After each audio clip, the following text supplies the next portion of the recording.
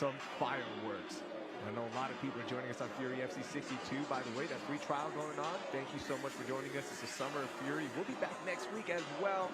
We're going to continue this run of awesome cards with Josh Van, one of our personal favorites in this broadcast group. Yeah, Alex, it seemed like just 6 months ago we were calling his debut. This kid has just come out and decided to stay as active as possible. Even in his loss, didn't take much damage and was back in the cage just a few weeks later. So yeah, very, very active from Josh Van so far. Yeah, and he's only 20 years old. I remember him fighting for and winning the Fury amateur belt. It feels like less than a year ago. And now we're on a 6th pro fight with a good winning record. I mean, this guy always brings a really high pace. He's great on the ground. He's got really explosive striking. Always a fan. Always excited to watch Joshua Van fight. His nickname is perfect. He is fearless. He will take a lot of chances with that striking game. Does not care. I mean, that dude just goes for it, and that style makes it so much fun for us here in the booth and also for the fans that are watching. Let's go inside to meet his opponent. Please welcome to the red corner, Mario Suazo.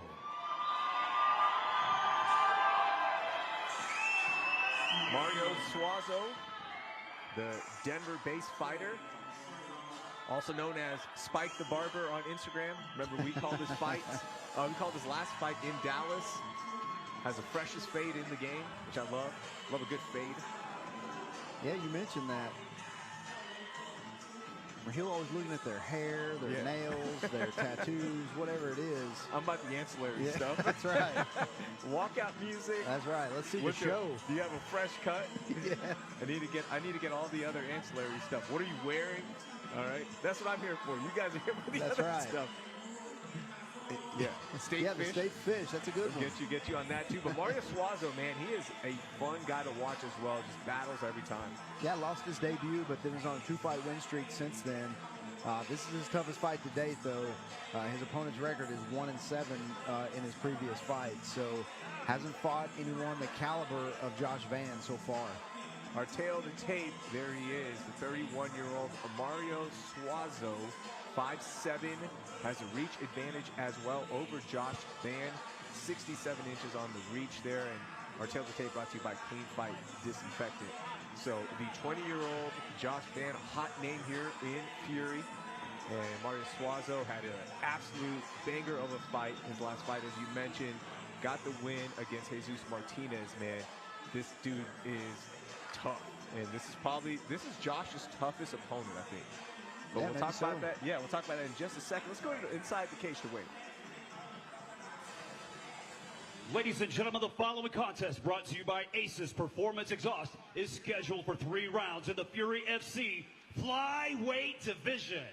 Introducing your first competitor, fighting out of the blue corner. This kickboxer stands 5 feet 5 inches tall, and he weighed in at 124.6 pounds. Fighting out of Houston, Texas, he holds a professional record of 4 wins, only 1 loss. This is the fearless Josh Van. And introducing his opponent across the cage, fighting out of the red corner.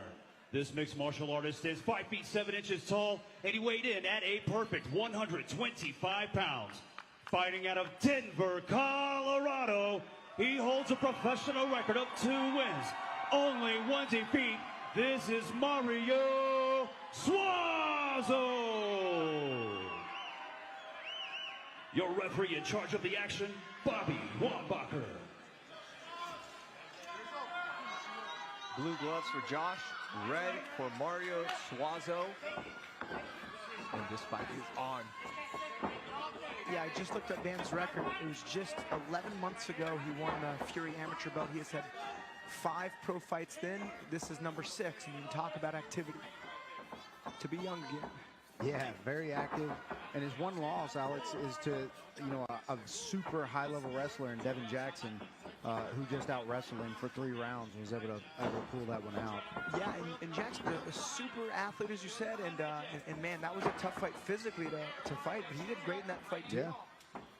And that was an important fight because we wanted to see if Josh could go long into fights, right? Because he was getting some quick finishes there for a stretch as well. he's still getting him. His last fight, he finished in devastating fashion again. He's always good for an entertaining fight. Yeah, his last fight, he actually threw a high kick, and the guy's hands were up, but it still did enough damage to drop him and get the finish.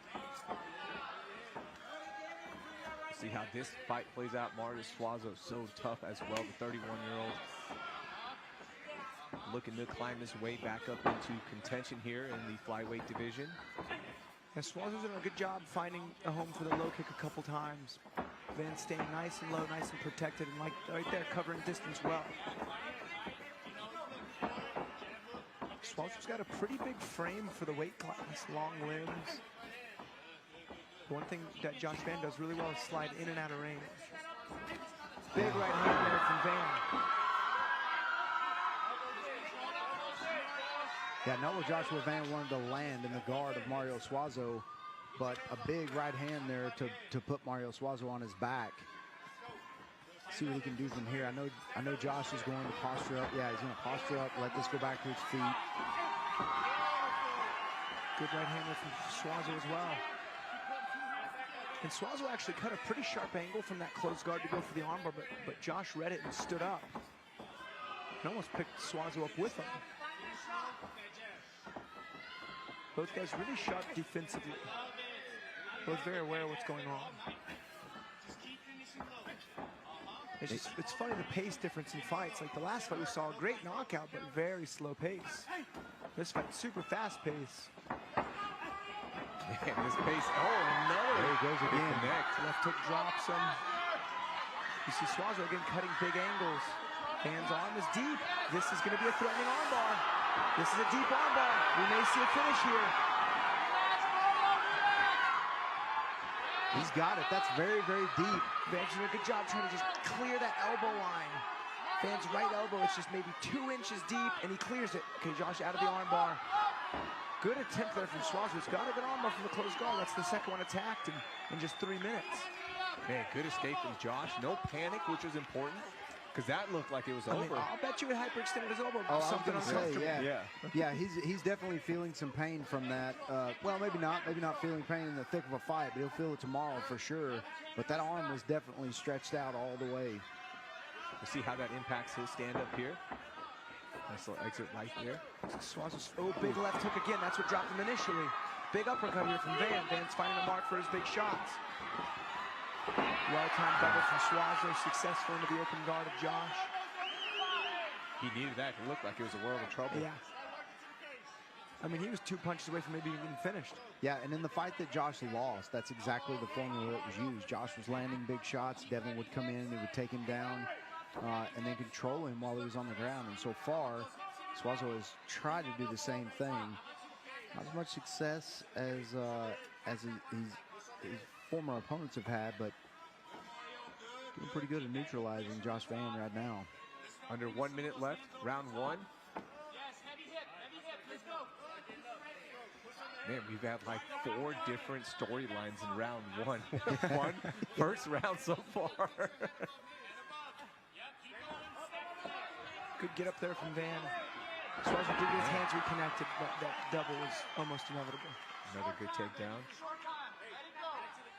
Now, Alex, you got to wonder how the judges are going to call this first round. I mean, obviously Joshua Van has done more damage. We assume he's done more damage on the feet, but I mean, got caught in the submission. He's been taken down a couple of times. You know what? I'd agree there. He did knock Suazo down twice. One I think was off a kick slip. The other one was from a left hook. So I'd give those 2 knockdowns from Van quite a big edge. If anything, one neutralizes the armbar. Oh, big right hand to finish the round out. Good round from these guys. Fun pace. That's what you get with the flyweight. You get a fast pace and a lot of good shots thrown. We'll get the highlights here in just a second. We'll see both guys with a lot of success. So you kind of caught the kick him through the right hand. That's a knockdown, though. I think that's a fair knockdown. Here's the left hook that just slipped right under the guard of Suazo. And there's the armbar. I mean, that's deep. And like we mentioned, you look at Van's face. He didn't panic at all. Was able to clear that elbow line and eventually get back up to his feet. Man, you see some nice punch combinations here from Joshua Van. You know, that's That's the thing about him, man, is it's not one punch, knockdown stuff. It's the third punch and a 4-punch combination, kind of as he overwhelms his opponents. Really nice round from Joshua Van. And good things from Mario Suazo also. Yeah, man, that was a fun first round. Yeah. Good. Both guys displayed what they're really good at. Round 2, second fight of the night. Want to see if Josh starts using those kicks a little bit more. Yeah, Suazo's standing really, really low. Oh, big left hook again. Man, Van is having a lot of success with that lead hook. It's the third time he's done significant damage. Ooh, big high kick from Suazo. That's what we like about Van. He literally shook it off. Yeah, Van not only, a great striker, but also very, very tough. He can take a punch also. Yeah, you saw Van, he thought about going for that guillotine, but he elected to take his arm out and try to dig for underhooks, which he has now, looking to stuff the head. So, man, when you're having success with a left hook, it's not as much the left hook that's going to finish the fight. It's the left hook hurting them, and then the right hand that's going to put him down. Thinking, yeah, good adjustment Van could make is to be patient, find the left hook, but just rifle off a straight right after. Good knee there, working up against the cage. Something we're not seeing Suazo do is utilize that whizzer. Josh wanted to, he could body lock and duck right under it. He elects to do damage with knees. Just kind of throws him down. And Van's all over him. Josh's pace is so much fun. That's that high C takedown. Suazo kind of countered the guillotine, didn't really commit to it, and gave the takedown up. I wonder, was that a good move by Josh right there? The high C, absolutely. You got to keep your hips in super tight, and you got to instantly either take the back or transition off to a double.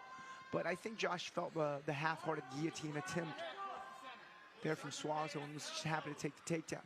But like he saw in the first round, he's got to watch those elbows. Like Van has to keep his elbows in tight to prevent that potential angle and armbar from Suazo. The reason I'm asking is he's had so much success standing there now in the guard of Suazo. He's still working, is Josh. He's still peppering in some nice shots. Josh has a good wrist ride. Broken pretty quick. But do you mean the tactic of going for the takedown? You know what? I'm a striker by trade. I like letting guys stand up when they're hurt. I think that could have been a good choice from Josh, but he knows what he's doing on the ground. Does look a lot more comfortable on the ground, Michael. Yeah, I mean, he's dealing with jiu-jitsu right now. He's not dealing with wrestling as much from Mario Suazo. So a little bit easier to deal with. There's definitely some danger there, but not the control in jiu-jitsu, on the ground that you have with a high-level wrestler. Just past the halfway mark of round 2. Yeah, and now Josh getting back up. Yeah, and good arm bars or not, if you're on your back and then you're losing, it's as simple as that. You either got to be on top or you got to be on your feet. Josh did a good job really committing to a right hand, missing, but then instantly stuffing an underhook with that left side that he still has. You hear Suazo's corner urging him to throw some more knees. Yeah, you got to wonder if the elevation is gonna affect Josh Van at all. Fighting out of training in Houston, he's dealing with humidity here, elevation there. You don't know how it's going to affect him. Yeah, it will play a significant factor for sure. Both guys throwing. So, Josh can use his jab, set up that 3, and then just crack a 2. Let's see him having success with that combination. And Josh smells blood in the water. He is teeing off now. Mario hunching down just a little bit. And that fight is there for the taking for Josh. And he is throwing everything he has right now. Yeah, it looks like the elevation is actually affecting Mario Suazo. He's having a hard time standing up there. Of course, when you got the Myanmar Mauler just constantly throwing punches at you, very difficult to stay standing. See, it looks like Josh is setting up an anaconda choke. He elects to take the back. I mean, he's going for a calf crush. Oh, look at I think this. he's going to hit this. Oh, he's got that. That's very, very tight. And hits the tap. Yeah, beautiful Beautiful submission from Joshua Van. On one of those, Alex, you can't let those go too long. That knee will explode on those calf slicers. But beautiful jiu-jitsu there from Joshua Van. Nice finish. I mean, to have the frame of mind to think about an anaconda choke, choose to expose the back, you know, step that inside hook, and then sit down to the calf crush. You don't see that often at all. I mean, I've seen a few in the UFC, but that's only because those fighters are high enough level to get it. I mean, props to Van for, again, having the peace of mind and the technique to pull off such a high esteemed move. I wonder if that's something he's been constantly working on, because he saw that opening and took it. That was beautiful, and there it is. There's that finish, and that's all Josh needed, man. What a huge round 2 win for Josh Van. We've seen him now win every style possible, every way possible. I love it, the evolution of young Josh Van. There's no way you beat him for submission of the night. There's no way. I don't care what we see. We can see a Gogo Plata. I just don't think that's going to beat it. Man, that was